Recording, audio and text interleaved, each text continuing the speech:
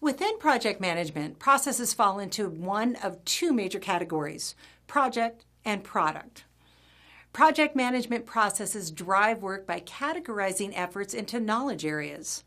The processes within these knowledge areas encompass the tools and techniques used in project management. Product-oriented processes create the project's product. They are identified by the project lifecycle. Project management process groups provide for organizing the processes within the knowledge areas so that the required process aligns to specific project activities. The 5 process groups are: Initiating process group. These processes define a new project or a new phase of an existing project and provide authorization to start the new project or phase. Planning process group involves processes required to determine the scope of a project, decompose project objectives, and determine how the project will progress via the project management plan. Executing process group, processes that develop and complete the work defined in the project management plan. Monitoring and controlling process group, processes required to track progress and performance of a project, determine required changes to the project plan, and integrate those changes into the project. Closing process group, processes performed to complete project activities across all process groups and formally close the project. Project management processes, while mostly iterative, tend to overlap with the product of one process becoming an input variable for the next process. Product-oriented processes, in comparison, facilitate the development of a product. So while project management processes develop the project, product-oriented processes build the project's product. Product-oriented processes are delivered through the project's lifecycle, whereby the project deliverables are developed in a sequence of events that correlate to the project management process groups. This can at times be confusing because the terminology that defines the project lifecycles is similar to the terminology used for the project management process groups. Let's take a look at the project lifecycles. Project initiation. The first phase in the project lifecycle starts the project. Within project initiation, you define the project's purpose, scope, and justification. Detail is provided in regard to the solution to be implemented. You will also need to recruit a suitably skilled project team, set up a project office, and perform an end-of-phase review.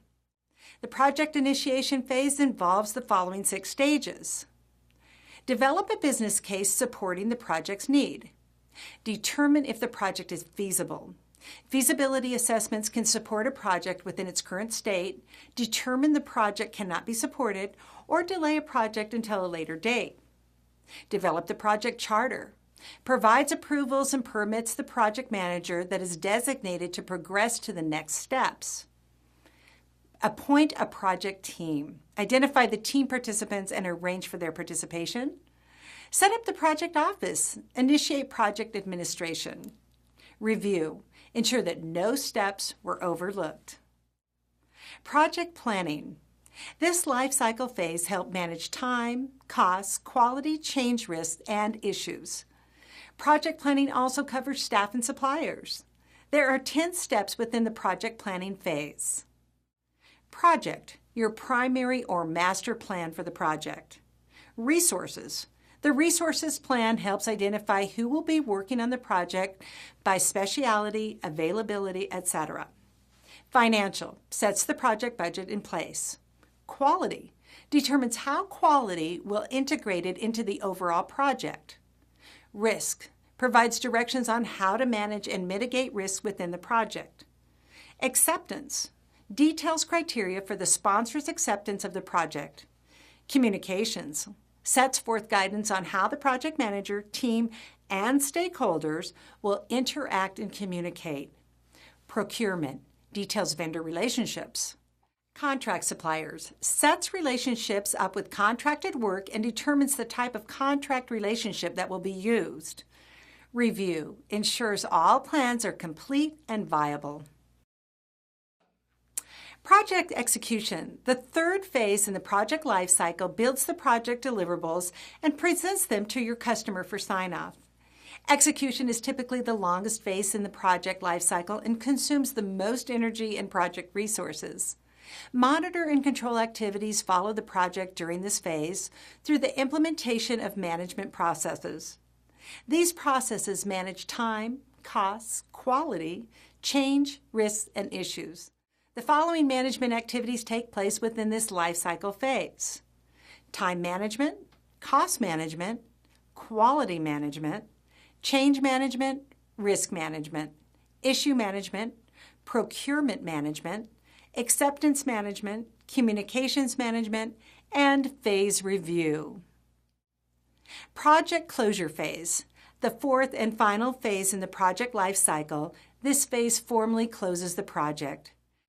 Project closure involves handing project deliverables to your sponsor and delivering project documents to the business, canceling contracts, releasing staff, and advising all stakeholders of the project completion.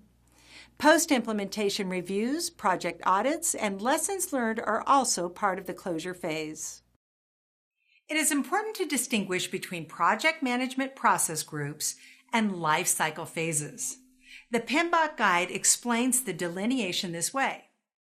Process groups are not project lifecycle phases, where large or complex projects may be separated into distant phases or sub-projects such as feasibility study, concept development, design, prototype, build, test, etc.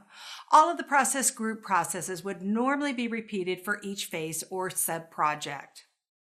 The life cycle describes the steps and phases from initiation to completion, while the process groups describe what happens within each phase of the life cycle.